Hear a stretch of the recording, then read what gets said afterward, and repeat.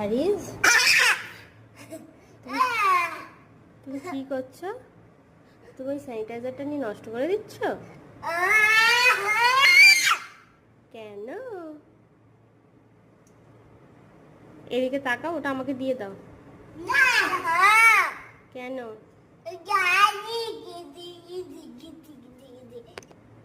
ওটা দিয়ে দাও। দাও, দিয়ে দাও বলছি।